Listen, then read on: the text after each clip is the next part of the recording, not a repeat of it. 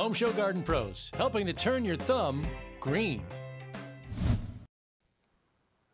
Hey there, it's another Home Show Garden Pros here on whatever you're watching this on. Could be YouTube, could be Facebook Live, could be just like, our website. We don't know. Could be anywhere. But we're glad you're here to talk gardening with us. That's what we do here on Home Show Garden Pros.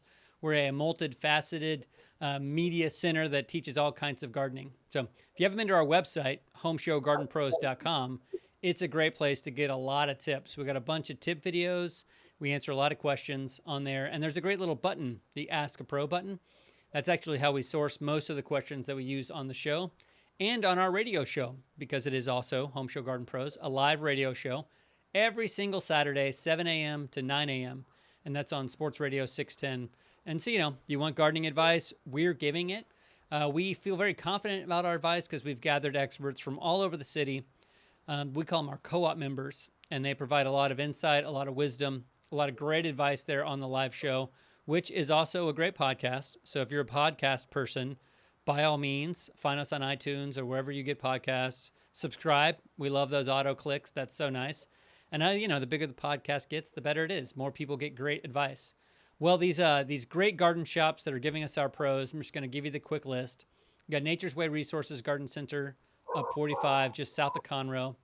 You have Plants for All Seasons on 249, just past Louetta. Great place. In Katy, really Katie's go-to place for gardening there, Nelson Nursery and Water Garden. Up in Kingwood, Warren Southern Gardens and Kingwood Garden Center, awesome places. Man, if you're in Kingwood, you really got these great garden centers, 2 of them, really cool. And then down Richmond, Texas, really bookending Richmond, Texas, so it's almost like almost to Cinco Ranch, and then almost back around to South Houston. Bookending Richmond, you have the Enchanted family, Enchanted Gardens, and Enchanted Forest. All great places to shop. You want great advice on fruit trees. You want great selection, responsibly grown plants that are good for our area. That's all they do. They choose what's going to work in the area that you're in versus buying something online or from a big box store that really doesn't, care very much if the plant actually has success, where these folks care. So you can find all those Garden Pro members on our website again at Home Show Garden Pros. Here on the live video that we do, this show, we like to bring in people that represent nonprofits, people that are doing really good in the outdoor realm, be it farming or gardening in our area. And today's awesome guest is Sylvia Morgese. She's the founder of a cool organization called Localite and also sits on the OBA board. OBA is the Organic Horticulture Benefits Alliance, and she's here with now. Hi, Sylvia. Hey, hi, Dany. Yeah, as Dany mentioned, I do have a website and business that I've started called Localite. We have an interactive map of all the current farmers markets on our website, and I am on the OBA board. So working with Dany to put on some great educational events, webinars, and just kind of spread awareness and education on natural landscaping and gardening in our area and all over. So Sylvia, really, you're someone that cares a ton about just overall human health. I mean, you started your career kind of thinking of human health from a fitness perspective, and now you really seeing the food that goes on. Like if people eating local foods, they're kind of automatically healthier. So you tell us a little more about your experience with the farmers markets, especially farmers, and how that's going? Yes, yeah. So actually, I moved here to Houston about 5 years ago now, and started working on a farm to table community, farm to community. So it's Harvest Green is the name of the farm to table community that I worked for about 4 years. I was the lifestyle director there. Planned the events, tried to get the farm up and running. We had a village farm. So instead of other communities where you have a golf course or, something, amenities like that, we had a village farm. And through that experience, I learned about the importance of, just living close to the earth and having, growing and eating plants and vegetables, how important it is to have that as part of your routine and part of your, upbringing with your family and your kids. I experienced a lot of kids over the course of that time that that were uneducated in terms of where their food comes from and what gardening and, farming even really is. So to be able to provide that experience for the younger generations, I think was really amazing. And through that, I was able to plan these events where we would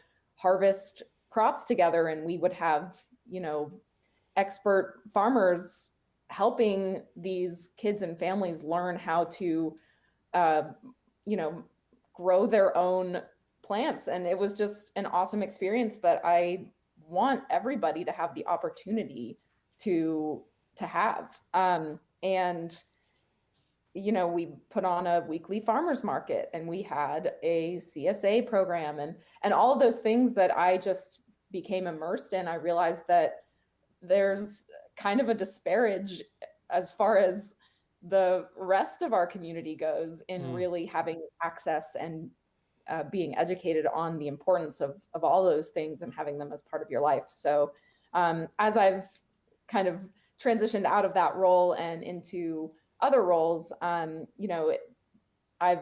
tried to kind of advocate for that lifestyle in other ways now that I'm no longer with that organization and with that company.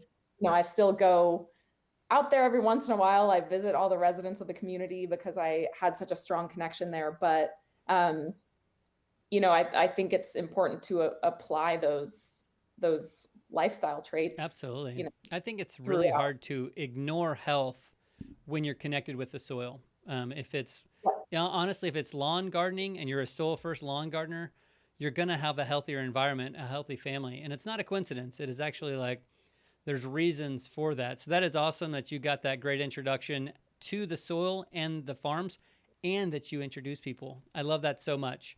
So tell us a little bit about OBA now, just real briefly before we jump into these questions about what OBA's doing and what OBA does and anything like that.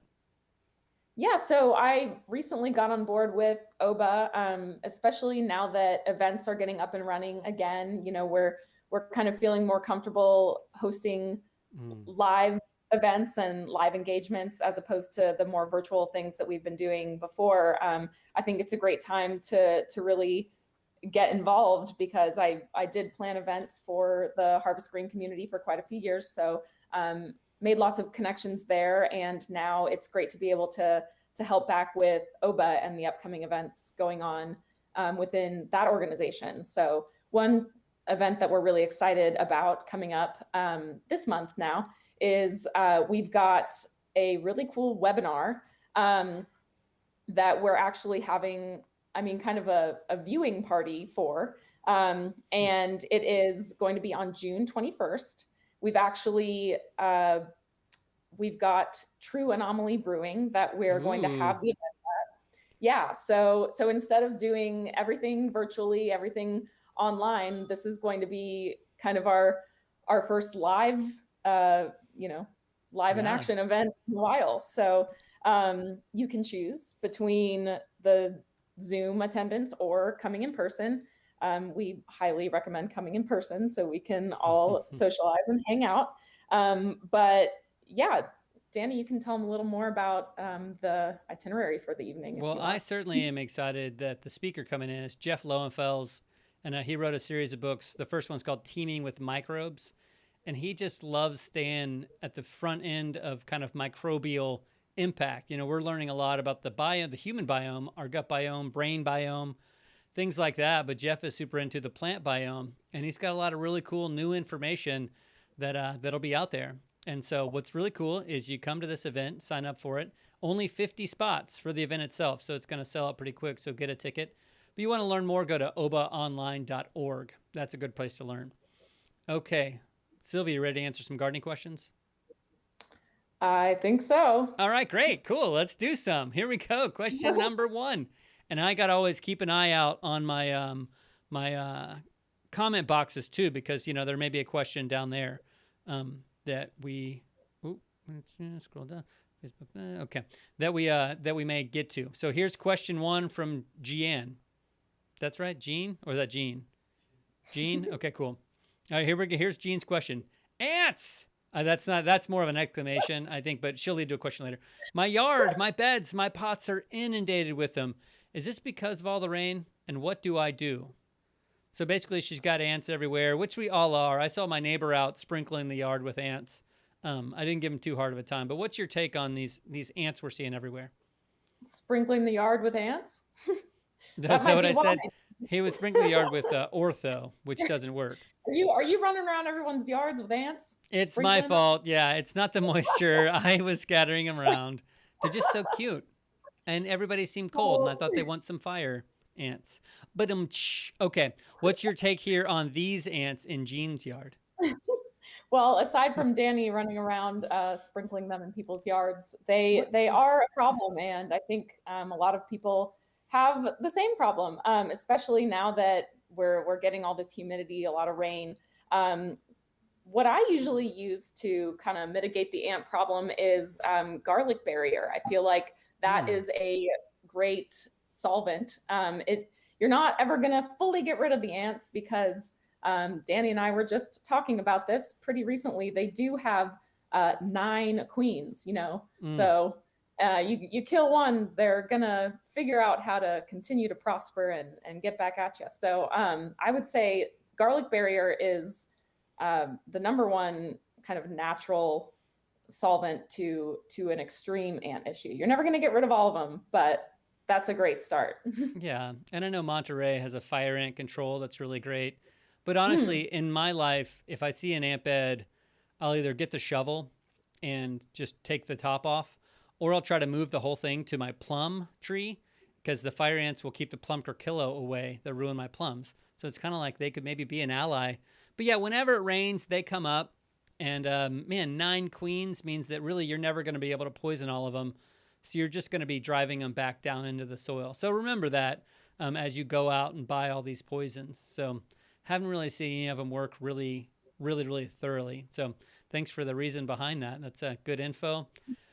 Whenever we get these rain sessions, they're definitely coming up. Fire doesn't like water.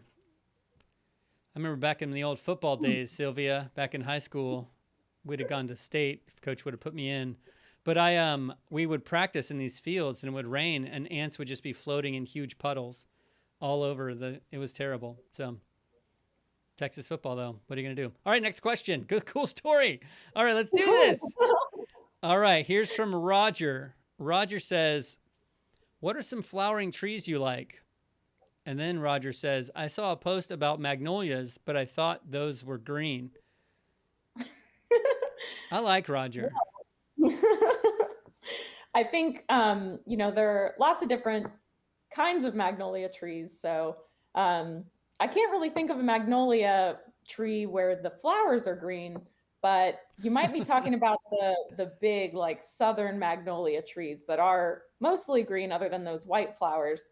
But there are some other varieties of magnolia tree that have more of the flowering plants, the deciduous kind of purples and light pink ones. Dany, I think you might know a little more about those than I do, but I have seen those, especially around here. Another great one is the crepe myrtle, which again, very, very prosperous around here in Houston. I feel like I see them everywhere. Well, the cool thing about crepe myrtles is they come in so many colors, shapes, and sizes. And if you don't plant them too deep, then they're not spreading, they're not bad. And if you get the size that's right, you don't have to do a severe pruning. So they're kind of no-fuss trees that give you a really pretty show. Those are 2 pretty cool ones. Do you like vitex trees? I always love them because I always see bees all over them. And so that's kind of like my main reason to have flowering plants is to attract bees to them. But they're a beautiful, like lilac-colored flower with long cones of flower, and they smell great. They smell great. And my favorite flowering tree is the fringe tree. There's a beautiful native fringe in Memorial Park right on the little walkway thing, but the Chinese fringe tree is a little bit better for the residential settings. And it turns into a big cloud. It's like you got a cloud on a trunk right there. It's like Dr. Seuss drew it. And they're so beautiful and so wild and beautiful and white and cool that they're just so great.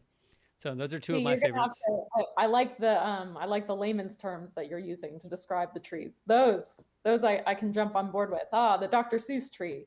Now I know Yeah, what he's talking about. maybe a little dated. Are kids still reading Dr. Seuss these days? I don't know if they are. The Might be a little Lorax, though. controversial. I might be in this industry because of the Lorax, to be honest. A very influential person to me. So, whew, he was a good guy. Truffle of trees, right? Isn't that it? Okay.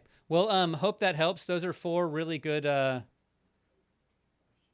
We have a question. Let me see. Here we go. Yeah, we've got it here. All right, cool. This is from Becky, who's been a guest here on the show. Hey, Becky, she's great. Okay. Becky says, yes, I love Vitex.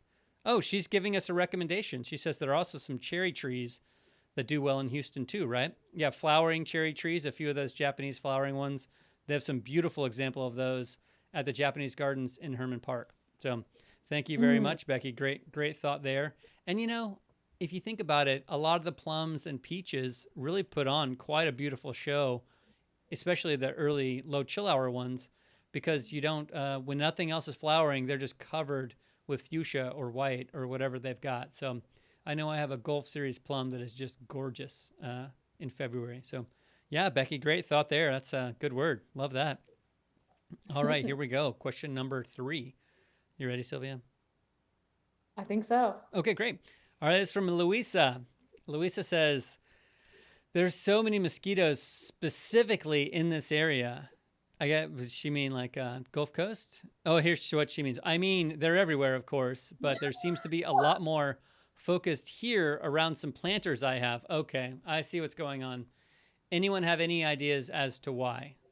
So I guess we're going to have to people of this, anyone that's going to be you and I, Sylvia. So Well, I mean, back to what we were saying earlier with just the amount of humidity in the air, mosquitoes are very aquatic by nature, so they're attracted to those. Yeah, that larvae is aquatic animal. That's absolutely right.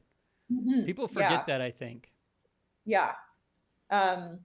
Yeah, and so that does lead to some some moisture in the soil. It does it starts to hold that moisture and create the just some issues there. I think what Dany would love for me to say is maybe bringing it back to maybe some compost top dressing. Yes, compost top dressing. Awesome. We know Dany loves to compost, so I do love the compost. And I think it is I don't want to say universal solvent, but it can definitely solve a lot of the issues that you could be having as far as the soil and the composition of it. So yeah, and it's that the carbon in the soil, sorry, in the compost that helps with the mosquito problem. So Sylvia's on a little bit of a lag, and she told us how distracting it was. But yeah, compost top dressing, a lot of times we think compost top dressing is only going to be good for the plants. But what it can do is it can open up the soil, like she's saying. You've got this compaction problems. Now, Louisa is dealing it within planter beds, which are notorious for collecting water. And all a mosquito larvae needs is water and bacteria to eat. And that is in those beds. You got little pools in the little like soil compaction moments that happen. So if you got a lot of mosquitoes in your backyard, but you're also seeing a lot of dollarweed, Virginia buttonweed, you have soil compaction and you need to do something about it. And Sylvia is right. And it makes me happy she said it, but compost top dressing is sort of the solution. So get out there. Now, Sylvia, I'm going to do something and you can tell me if it works. I have this large area in the back of my veggie beds, and I'm just going to top, it's probably going to need like 15 yards, but I'm going to put cedar mulch out there at like 4 inches deep. And we're going to put some tables. It's all in shade. But do you think that will help with the mosquito problem in my backyard? First of all, I love the smell of cedar. Yeah. I think, that alone would be great reason to sprinkle it on your yard. But yeah, cedar oil is great at kind of helping with any sort of insect problem. I know when I was little, my mom actually used to rub it on our skin. We would buy like pure cedar oil, and that helps kind of as a natural repellent for Cool. insects on you too. But yeah, I think that would really help with the mosquitoes and with the soil, like we were talking about. Well, and then I know I can get it from Landscapers Pride, which does a great job making all those mulches. So really cool stuff. Oh, we also have someone chime in about the flowering tree here. Susan Kelly says, I love the sweet almond verbena. So that is a really nice smelling one. And I did lose one, Susan, in the freeze. Oh, But we all lost a lot of plants, so not too sad. So I know my rosemary bush just didn't come through. oh no, that's so sad. Poor little rosemary. Yeah, they don't like water very much. They're actually a pretty good mosquito repellent though. If you guys are putting it in your pocket or rubbing it on your hands or something like that, pretty good mosquito repellent. So, and I'll just say the only plant that is really known by itself, just having been planted to be a mosquito repellent, is wax myrtles. So those come up a lot when we talk about privacy hedges or green presence, but they actually will drive away mosquitoes better than any other plant. So, hey, got that going for us. I'm taking that note right now. It's a wax myrtle. I checked the video to see if she was actually doing it. Looks like she did. Nice. All right, cool. That's awesome. Well, as we do, we like to answer these gardening questions, and we go to a video because, we love dishing the information. Oh, we still have a fourth question. Oh, wow. So I've got our hotshot producer over here is telling me there's a fourth question. All right, let's see that fourth question. Hotshot. Are you mad? I said hotshot. Is that rude? No, it's fine. He's not mad. All right, this is from Clark. Clark says, "What should I be doing in my yard?" Well, Clark, I really love badminton. Oh, it's like sorry, it's a horticulture question. All right, I feel like fungi are going to be bad. What do you think? Cool, fungi. So, what's your thoughts on what are some actions that Clark should be taking in his yard this year? And do you think fungi are going to be bad this year? I think just bringing it back to what we were saying about the compost and the soil. I think it has a lot to do with that. Adding that top dressing to your yard, I think will solve a lot of issues, including maybe a potential bad fungi one. But I don't know. What do you think, Dany? I mean, I love compost top dressing, but when it comes to this setting, it's not the carbon that solves the problem. It's actually the microbes that are in the compost itself. And there's a complete set of a type of bacteria that eat these bad fungi. And they actually will eat the brown patch. They'll eat the stuff that's hurting your boxwoods. Even like stymieing some wilt problems, it can work. So compost top dressing is great. There's also a great fertilizer out there called Microlife Brown Patch that is a really great thing to start using right now in your lawn, even through like Christmas or Thanksgiving whenever you stop fertilizing. And so that's what I'd go to. I'd compost top dress if I was really worried, Clark, about fungi in my lawn, and then I would do the Microlife Brown Patch. So that's my take on it. Now, sometimes fun guys will come to your yard and they'll be bad, but just make them leave. Just kick them out, but don't let them drive home if they're being bad. Oh, look, we've got another comment about the flowering trees. Oh, wow, Sherry, another often we should have just talked about trees this whole time. Yeah. Okay. Here's Sherry's comment. She says Mexican Bohemia tree, hers froze back but is coming back, and that one attracts the swallowtail butterflies. So she's got a white bloom Bohemia. A lot of times a Bohemia or a bright fuchsia. So that's cool. Yeah, I saw some Bohemia on my dog walks that were beautifully flowering before the freeze, and they definitely got destroyed, but they're shooting back from the base. Gotta love those kind of near natives because of the work they do, and they come back from the base. Really neat stuff. Well, great comments there in the comment section. I like that. That's awesome. Good to get some info from our previous guest as well. Well, we have a tradition here on the Home Show Garden Pros live show where we go and we do a video from one of our awesome co-op members. And Sylvia, you need to check out now. And so I'm going to thank you so much for being here. Everybody, look into Localite, really cool organization that just spreads the word about great local farmers markets and the great things that's happening out there. So thanks so much, Sylvia. Our website is localite.co. And we do have a blog. We're always accepting recommendations on content to write about. We do cover a lot of the farmers markets, local businesses in Houston. We're always looking for ways to, promote and celebrate the small, locally focused businesses in our area. So please give us a shout. Collaborations, any sort of working together, we're open to it. So awesome. Thank you so much for having me, Dany. And thank you to everyone for watching and having me. Maybe we'll have to get together and plant some wax myrtle so that we can keep the mosquitoes away. That would be nice. That would be nice. All right. Awesome. Talk to you guys later. Talk to you. Thank you. Bye. Bye. Or maybe we plant some host plants if only we knew how. Well, the great people from Nature's Way Resources Garden Center are going to teach us here in this wonderful little segment. Hi, I'm Abby with Nature's Way Resources, and I'm here to talk to you about building your own pollinator garden. So there's a couple of things you need to keep in mind when you do so. The first thing is, what are they after? They're after nectar. So you have to provide a vast array and a different variety of species of plants that are constantly blooming throughout different times of the year. So you give them food resources throughout all seasons. The second thing you need to think about is host plants.